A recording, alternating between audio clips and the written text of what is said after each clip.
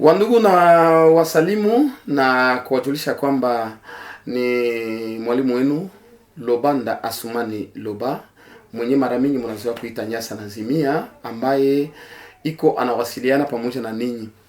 Na yale ambayo tutakaozungumzia kwa siku ya leo, tutazungumzia juu ya communication ndani ya ndoa, yani communication mu couple. Na kama vile nye tunajua communication tunaita tena mawasiliano katika lugha yetu ya Kiswahili. Sababu unajua Mungu ndiye alitiaka ile kwa kuona mtu hivi hawezi jua nini yenye iko ndani yake. Inabidi aseme ndio upate kujua nini yenye iko ndani yake. Sasa communication ni namna ya kutoa binye biko ndani ya moyo kusudi wengine wapate kubijua wala kubisikia. Unaweza kuona mtu anacheka lakini ndani ya moyo ni huzuni. Mimi akikuelezea binyeko na moyo unaweza unako kumbe ile kucheka ilikuwa ni kucheka ya huzuni.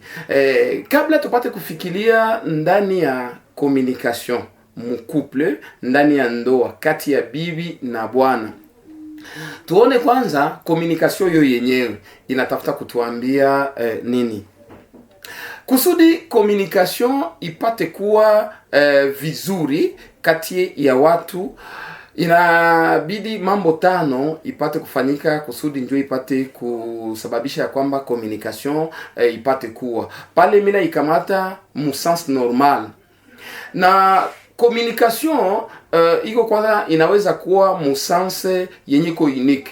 Kwa mfano sasa hivi niko nazungumza na ninyi, iko mu sens unique parce que mimi niko nasema, ninyi amseme, Mungu mnanisikiliza. Na kuna communication nyingine yenye iko mu sens yenye ko double. Yani mimi nasema na mwingine anasema, ambao tunaweza ita dialogue, tunaweza ita conversation. Yani kila mtu iko anatoa mawazo yake ndani mwake. Na kuna ingine yenye inaweza kuwa ni communication me iko a distance, yenye kwa mfano tunafanya ku telefone, watu wako wanaongea hawaonane lakini wako wanapatiana ni kusema mawazo, huyu anasema na mwingine anasema. Mambo tano yenye ina facilite communication. Ya kwanza tunaona ni lugha. Unajua kama watu hawaongee lugha moja, communication haiwezi kuwa mzuri. Kuko mtu mwenye unaweza sema jambo lakini lugha yake yeye anaweza isikia kitu kingine, anaweza isikia sawa kitusi. Na ndio kwa maana unaona mu communication wakati watu hawana lugha moja, wanaitaka mtu wa kufacilite maongezi. Yani wakati huyu anasema ni kama vile mimi Mswahili na Chinois tuanze ongea, hatutasikiana. Inabidi kukue mtu wa kutufacilite, huyu anasema hivi, huyu anasema hivi. Yani lugha ni moja wapo ya communication. Na kati ya bibi na bwana tunaona ya kwamba bibi na bwana wenyewe wanaoana hata kama bangilioana wabubu, sababu wanaongea a travers ma geste. Unakutana okay, bana parvenir kujuana, huyu anasema hivi, huyu anasema hivi. Inaweza kuwa kibaya wala inaweza kuwa kibaya parce que iko mukadre ya échange, huyu anaongea na huyu anaongea. Ile ni ya kwanza, lugha ina facilite communication ipate kuwa mzuri. Tunaona ya pili, batu bakwe na sense moya ya maide. Batu bakwe na sense moya ya maide. Juu ya nini? Mara mingi tunaona par exemple kama batu wapatane bako ma sense opposé, communication yao haiwezi pita mzuri. Juu huyu iko napenda vyake tu na wengine naye anapenda vyake tu, na kisha kunatokea kitu yenyewe inaitwa upinzani. Ni kama vile tunaona mara mingi ba opposant na labda gouvernement, hakuna maana etika mwenzake. Kila mtu iko anaona mwenzake, iko anaona labda bya mwenzake munoir. Na mkuple namo vile vile kukikuwa mtu mwana jipendelea mawazo yake tu, communication haiwezi kupita mzuri. Bwana anapenda vyenyewe anawaza tu njoo vyenye afanye, hapendi kusikia mawazo ya mwingine. Unakutana communication kila mara bataanza kuongea, mimi banafikiria tu kwenye banakorogana, unakutana banafikiria kwenye banapingana, hawapatane na maendeleo haiwezi kuwa sababu communication ndio ina facilite, kila mtu analeta mawazo yake na banaendelea mu maprojet wala mu vitu vingine. Tunaona kuna ingine ni tolerance. tolerance, yani kubali kusikia na mawazo ya mwingine nayo vile vile, iwe mubaya iwe mzuri, umsikilize kwanza. Usikatie mtu katikati ya maneno na uyasikie alitafuta kusema nini. Na kati ya bibi na bwana, naye kukikuwa mwa mwenye ana monopoliza ka parole, mwingine anakumbi benye mimi nasema kwa sababu nyavi kwake na maana communication haiwezi kupita mzuri. Yani ya tatu ni tolerance yenye inafacilite ya kwamba communication ikuwe mzuri. Tunaona ingine ni langage. Unaona, unaweza kuwa na bia mzuri vya kusema, lakini ukitumia maneno mabaya, maneno ya nguvu yenye na kwaza, hamutaweza kusikilizana. Langage na nitapana example mukadri sawa vile ya bibi na bwana.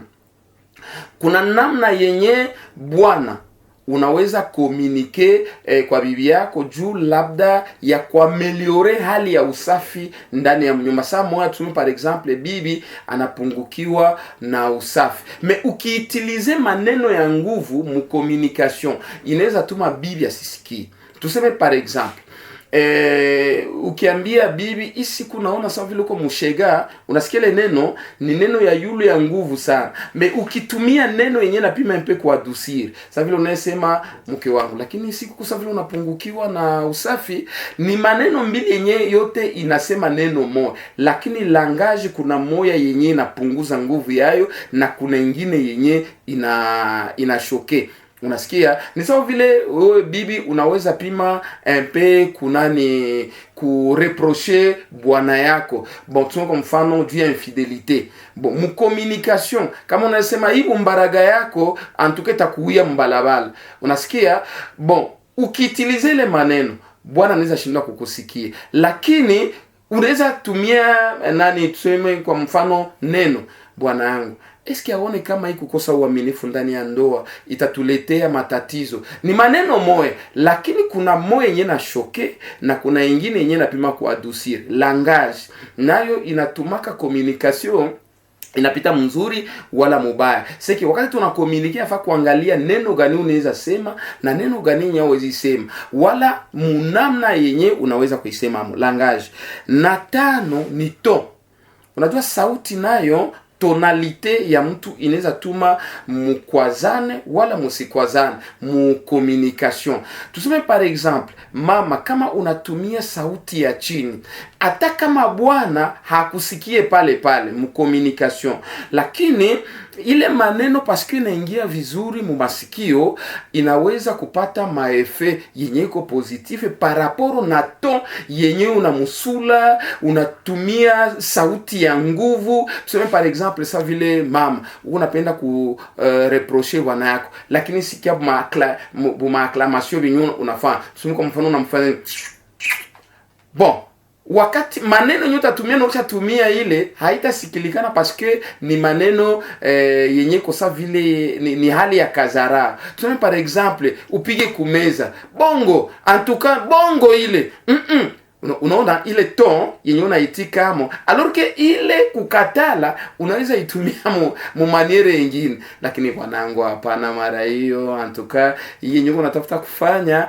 haiko bi. Unaona ile ton hata kama napinga paske kuna kitu yenyewe wanaita la nuit porte conseil, unaweza communiquer sahi, lakini wakati nyewe mwenzako anaikala na anawaza binyuli mwambia, inaweza kuwa mzuri. Voilà hii mambo tano kama tunaipanga vizuri mu communication yetu kati ya bibi na bwana, inaweza tuma tunaendelea wala tusiendelee. Acha nipate kuwaletea sasa namna tatu ya bibi na bwana kukomunike a travers ima namna tano yenye mina waletea na yenye inaweza kutusaidia ndani ya couple yetu wanandoa. Ya kwanza mu communication yetu bibi na bwana, unapenda couple yako ipate kuendelea mzuri, evite mambo ya siri. Kama vile tunakuwa tunasinye kuleta ya kwamba tutachangia kila kitu, na tusabu ya kwamba 1 + 1 = 1. Mambo ya siri inafanya ya kwamba tusipate kuendelea. Unaona, tuseme par exemple uko na makuta yenye bibi yako ajue, hakumkomunike kama bwana humu mimi naweka makuta fulani wala hivi na hivi. Bokuko mtu moya mwenye labda ni wako wa karibu, bibi yako hajui. Sasa siri kama bibi anakuya kuisikilia nje na wewe ukumwambia, inaleta kitu yenye inaitwa manque de confiance. Lakini kama wewe peke ulimkomunike, unakutana ni mzuri. Kuko ingine yenye unakutana mwele kadre tu ya siri, unakuwa na salaire, hauya komunika ka bibi yako. Mama, unakuwaka unachuruza lakini bwana yako ajuake mutae yako. Uko na projet yenye utafanya, tuseme par exemple, utauza nyumba, utauza kiwanja, papa, hasa zaidi acha nianzie kwenu. Atoneza fanya kitu ya mzuri namna gani? Kama haukukomunike na bibi yako, kwake haiko kitu. Bengine benyo unaweza uliza, batakusifia, banajua kama meme uko na projet mzuri ya kuendelea. Me kama bibi yako haju na hamukupanga pamoja na yeye, kwake c'est comme si haiko kitu. Kuko ba mingi benye unakutana bako na meme hata ma epargne, bako na makuta kuma bank, kuma kopeke, me babibi yabo habajuu. Unasikia? Sasa yenye ulipasha kumwambia kama anaisikilia nje, kuna wakati yenye inakuwaka inavunja moyo. Me bienye bibi yako anajua, hata kama angelisikilia nje na labda ba deforme information, haitakuwa na nguvu kwake, sababu atasema namna gani, ile habari nono haina probleme, mina ijua. Tuseme par exemple ba papa na ba mama mu cadre tu ya communication, wakati yenye hamupartage kila kitu, wakati yenye bibi yako bwana yako hajui kitu, inaweza fikiria meme hata kubaombesha. Tuseme par exemple, banaweza kubaletea faire part mu nyumba, na ile faire part hamukupartage. Bon, alors bibi anajibia lwake, alors que mulipasha kupangia pamoja, muangalie kwa faire part, tutajibia labda sema no, tutajibia na mbuzi, tutajibia na kese ya secret. Lakini jua mupartage, hamukomunike, bwana anajibia lwake, bibi anajibia lwake. Kuna couple yenyewe wanafikiria hata kutafuta kulipa deni mara pili. Unaona, sababu hamukomunike. Bwana labda alishalipa deni, hakuambia bibi yake.